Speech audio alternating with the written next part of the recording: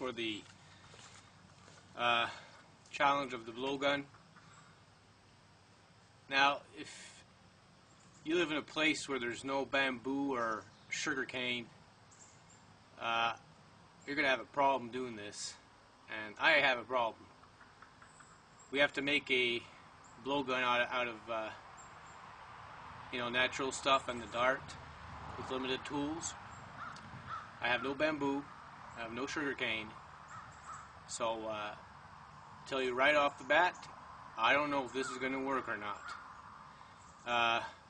The only idea that I could come up with right now is the bark of a cedar, right, such as this one. Now, the trick is that it's very tricky because you can't get a live cedar tree because the bark will not come off. You got to get it when it's dead, but hasn't been dead for long. Now, what happens when when it hasn't been dead for long? The tree will release its sap, a little liquid, and it'll be much easier to take the bark off, which is what I'm doing. I took my knife first. Obviously, there's all kinds of knots. I'm going to have all kinds of problems here. I took my knife first, and then you just go ahead and use your hands. It has to be 4 foot long, but you have to slowly go and just peel it off, which was pretty difficult. Nails even bleeding. But anyways, as you can see, it was not perfect. It's tricky to try and get the bark off when it's the right time. Where the white is, that's how it's supposed to be. But there's still some dry spots here in the middle and some sides there that was harder to take off. Now I've got more than 4 feet here, so what I have to do next is carve myself a piece out of this, which is going to be the smoothest part, because you want the inside of your pipe to be smooth. And also, I know there's going to have to be, I'm going to have to overlap this. I won't have a choice, because the bark is not really thick enough to make a joint and use some pine glue and put it in. It's too much of work. So I'm going to take a risk and overlap it inside. I know I may have some problems, but anyways, I'm just having fun trying to do this. There's a great percentage that I will fail, but anyways. And another thing I have to do is I have to let this dry first, for the simple reason that you don't want any moisture inside when you shoot your dart, because it's going to slow it down, and who knows what else it's going to do. And at the same time, the second reason why I want it to dry is going to make it more sturdy, but I'm going to fix that later. But while it's green a little bit, that's the time I have to roll it to the size I want, carve it, so it doesn't split on me. So that'll be my next job. Alright, guys. This is what it looks like. I know it's not pretty. Had lots of complications. But the main thing when you make a blowgun, which is very hard with this bark, is that you have to have the same diameter all the way through. You don't want it to be tighter at one place, because obviously your dart's going to get stuck, or bigger at another place, because you know what's going to happen. Your dart's going to go all over the place like this, and who knows how it's going to come out, or maybe it's going to jam somewhere. So that's the hardest challenge for me, but from the looks of it, it looks not so bad, not perfect. I don't know what's going to happen. This is what it looks like.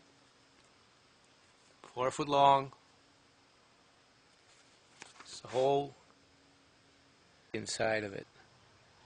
I have to put you more in towards the sun, right? So you see the hole a little bit? Anyways, it's got to be round as much as possible in the same diameter. Now I gotta wait for this to dry up, alright, because there's moisture and there's fibers here that I don't want to get in the way. and it's going to be sturdy enough. Once it's dry, it's not so bad. I was thinking of if it wouldn't have been sturdy enough, I was going to put another piece of dry stick under it. You know, split it in two, put it under, and tie it so it's really hard. Now, I know I could have used birch bark to do this, but I thought somebody else would come up with that idea, so I decided to do something else. So, I have to let this dry a few days, guys, but now I can work on the dart.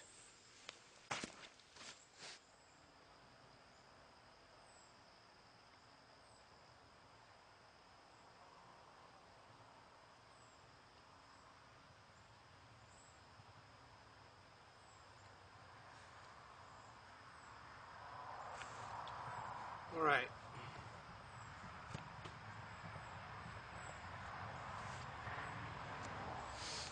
Now,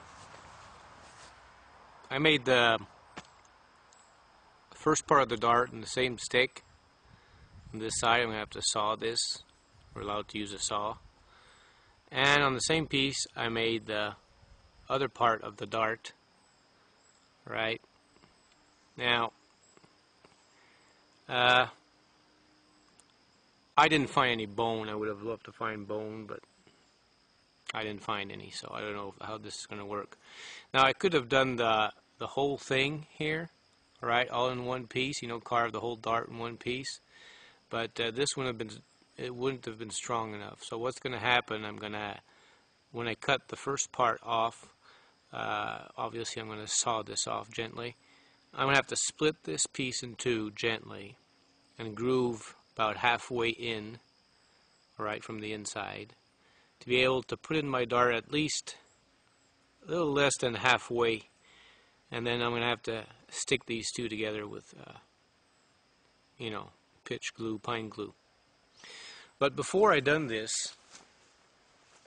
you want to make sure, I took the stick, you want to make sure this is going to go, you know, I put it in here, make sure it's going to go all the way through. Okay. Now I went through. I'm not saying that it may have to be tighter, but I'm not taking a chance. I don't want this to get stuck. So let me just continue. Alright guys, so this is what it looks like so far. Dart. Right? Now before I cut the middle piece, I mean the front piece of the dart, I hardened it a little bit through the fire, but I had to split it in two first,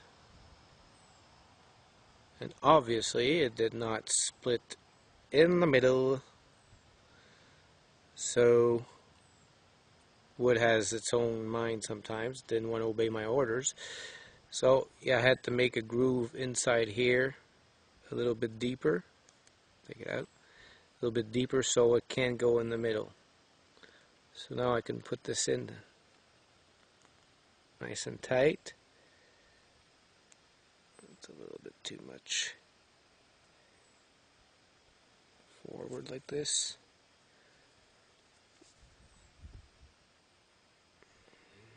Put the other side. Make sure it's on the... Now obviously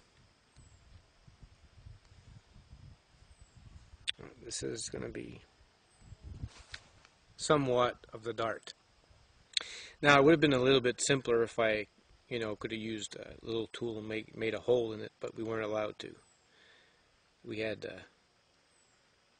the tools is a saw, axe, and a knife, and some twine. So anyways, I'm going to have to make some glue now, out of resin and charcoal, and stick these two guys together.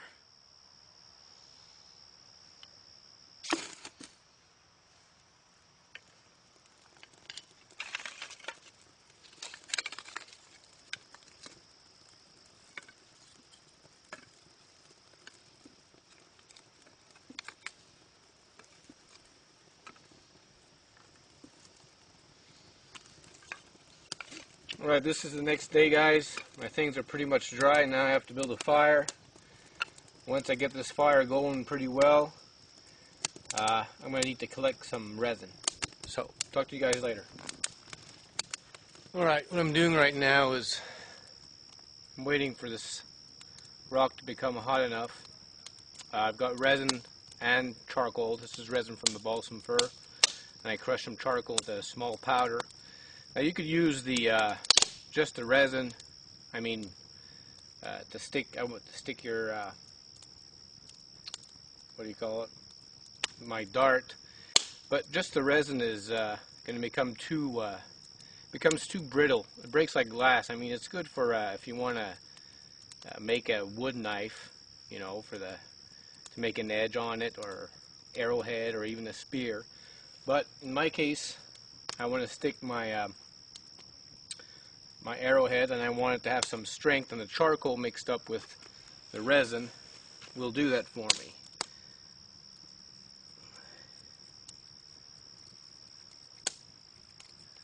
All the excess off of it, because I don't want any extra weight on this thing.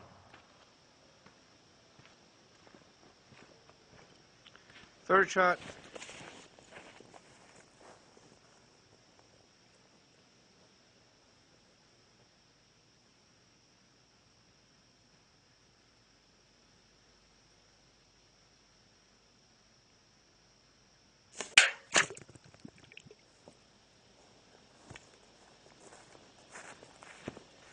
Hey, where is my...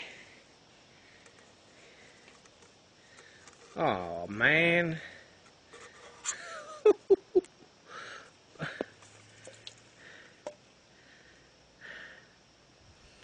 Okay, just a minute, guys. I can't see if you're in the frame or not. Well, I failed. This broke. But didn't completely fail because I have a hole. And you wanted to see some water come out? Oops. I thought for sure that my stick would break, but actually it did break. It broke right at the end here. If I would have had a bone, this would have been a lot better. So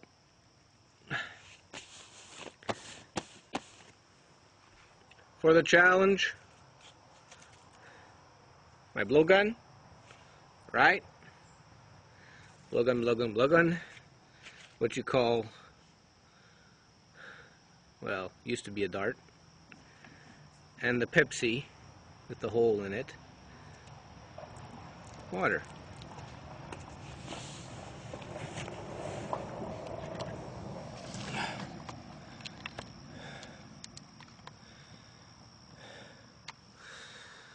Now, Swibbo, this was a tough challenge. But let me tell you what I learned from this challenge. I am very, very grateful that there are other methods, a lot easier, that the bush can provide for hunting. So thanks again for this challenge, and thank you for everyone for watching. This is Mike from Bushcraft Bartons. Bye.